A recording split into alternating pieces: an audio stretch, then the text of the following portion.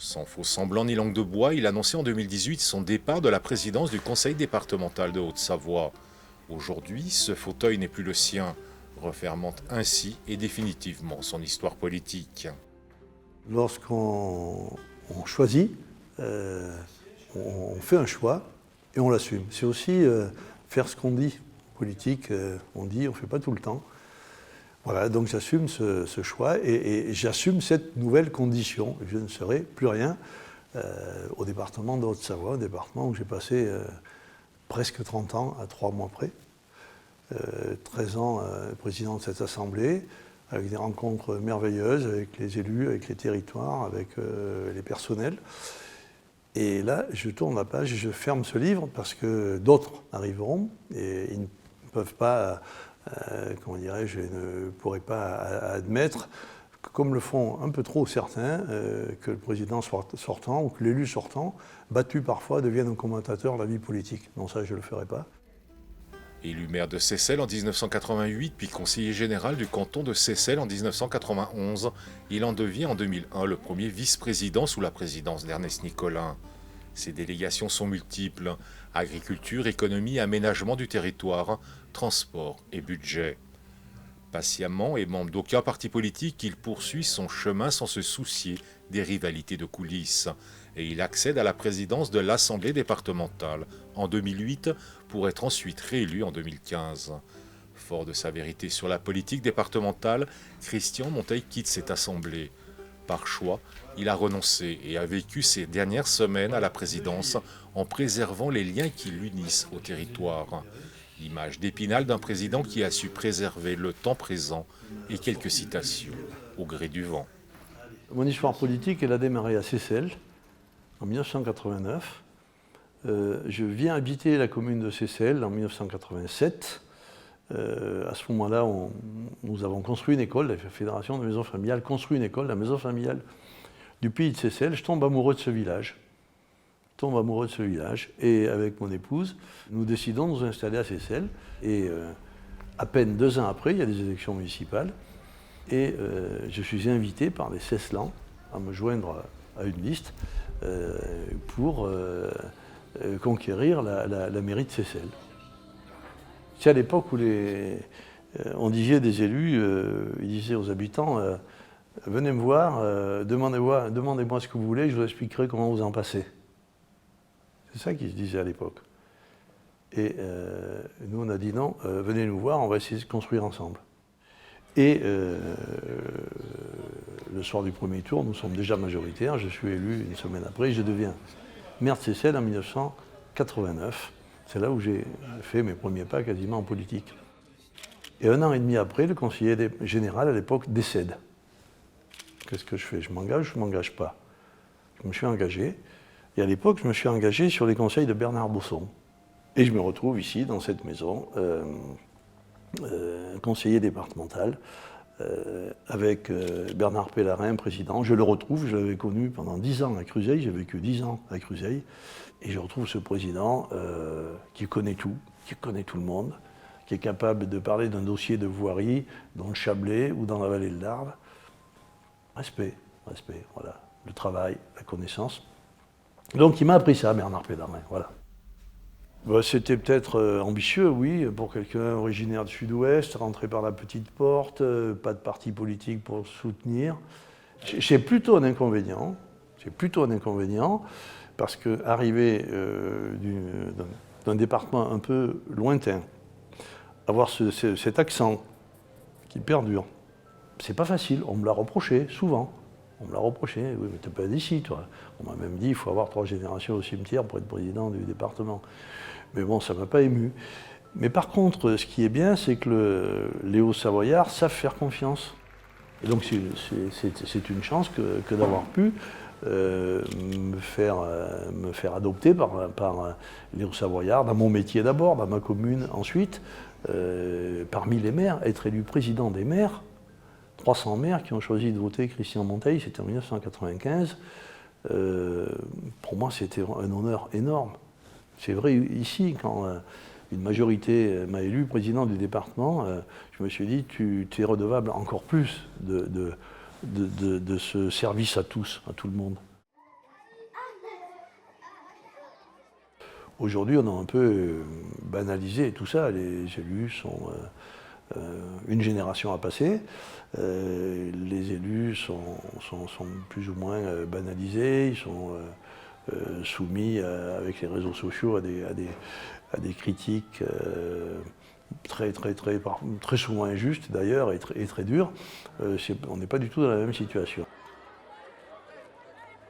Lorsque j'ai été candidat à la présidence du département, j'ai expliqué à l'ensemble des conseillères et des conseillers départementaux, à plusieurs reprises, parce que j'ai été réélu à plusieurs reprises, quelle était ma vision du territoire.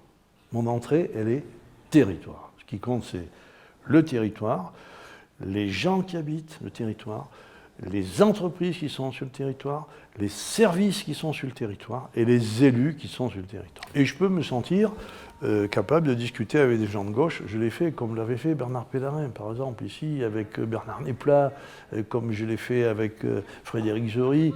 J'ai eu encore un contact récent avec Robert Borrell. Alors je ne sais pas si c'est un avantage. Moi, je pense plutôt que c'est un inconvénient, figurez-vous. C'est un inconvénient quand on veut se faire élire président d'une assemblée, qui est considérée comme politique quand même, n'appartenant pas au sérail politique. Pour aller chercher une majorité, c'est un petit peu plus compliqué que dans les départements où vous avez une majorité à droite, une majorité à gauche. Ben non, ici c'est un peu différent, mais Pélarin l'a inventé, Nicolin l'a poursuivi, et moi j'ai enchaîné et j'y tiens. Est-ce que ça sera toujours comme ça? J'en sais rien.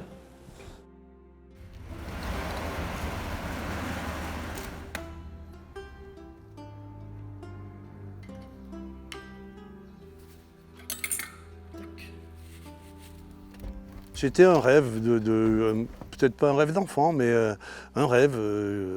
Dans mon village du Périgord, j'ai un aéroclub, un aérodrome à 3 km de chez moi. On a vécu, j'ai appris à vivre la passion de ces gens qui consacrent beaucoup de temps et qui ont envie de la partager avec beaucoup d'autres. Et on a les yeux éblouis par la nature, par les paysages, dans une autre vision, d'une autre dimension. Ah ben là on oublie tout, oui.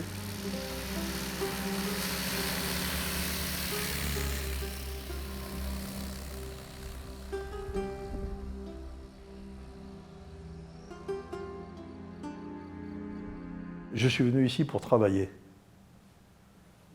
Je suis venu en Haute-Savoie pour travailler. Cette terre de Haute-Savoie m'a accueilli dans le cadre de mon métier, la maison familiale rurale de Cruseilles. Et j'ai eu envie, alors ça serait prétentieux de dire de rendre quelque chose, parce qu'on ne peut pas dire qu'on rend, mais chaque fois que je pousse la porte, elle est toujours ouverte en fait, mais chaque fois que je m'installe dans ce fauteuil, je me dis... allez, ne faiblis pas, fais le job. Tout n'a pas été parfait, c'est évident. Et on a encore des efforts à faire, importants. Mais s'il fallait parler dans le champ du social, si on prenait un peu le sujet dans le champ du social, par exemple, on avait à une époque une durée d'instruction des dossiers dans le cadre de l'allocation personnalisée à l'autonomie qui était trop longue. Notre administration n'était pas suffisamment puissante, performante. On a corrigé. On a apporté beaucoup d'aide aux collectivités qui construisent des établissements, des maisons de retraite, des EHPAD. Aujourd'hui, on ne peut plus. On n'a pas l'ARS ne nous permet pas d'ouvrir des lits. On ne peut pas ouvrir des lits nouveaux en matière d'accueil des personnes âgées dépendantes.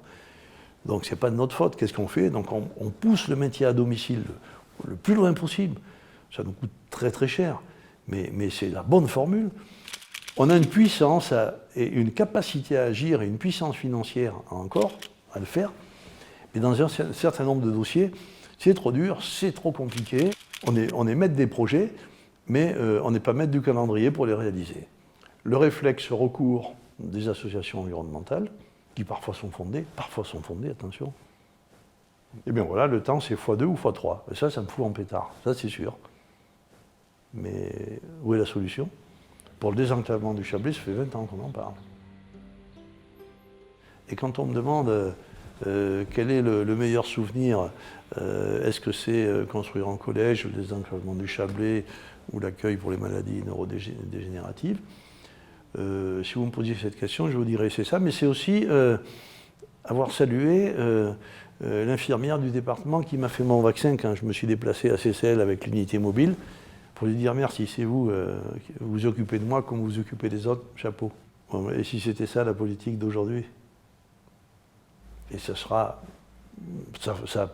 appartiendra à ma façon de faire et puis à mon histoire personnelle, un petit peu. Je pense que l'identité de la Savoie ou des Savoies, sans S, reste quelque chose de fort. Ça a du sens. Les gens qui vivent, qui habitent, qui travaillent en Haute-Savoie sont des Hauts-Savoyards. Ça, je peux le dire. Alors, ça ne représente pas forcément et totalement les mêmes valeurs qu'il y a une génération, mais il y a un sentiment d'appartenance et moi, j'ai milité pour que ce sentiment reste. Nous sommes Hauts-Savoyards. Moi, je suis content de partir en laissant 2 à 3 milliards de travaux identifiés, chiffrés, prêts à partir pour certains. Alors ça, moi, je suis fier de rendre les clés avec les dossiers. J'en ai une bonne pile. Hein. L'exécutif suivant, il prendra ou il ne prendra pas. Le contrat de plan État-région, j'ai travaillé jusqu'à la semaine dernière avec le préfet et le président de la région. Alors, les dossiers sont prêts. La capacité à financer ces dossiers existe aussi. Funiflène va être un modèle, mais le modèle qui a été pensé il y a 30 ans, lorsque la station a été créée, 30-40 ans, le modèle qui va être renouvelé pour accéder à cette station par la voie des airs. C'est formidable parce qu'on va effacer d'un trait de plume des milliers d'accès en voiture ou en utilitaire pour approvisionner les commerçants en haute saison. On va supprimer les bennes qui redescendent des ordures ménagères de la station. On va donner aux usagers du quotidien, du village, d'en bas et d'en haut, un moyen nouveau. Mais demain et après-demain, c'est certainement le modèle qui va s'imposer.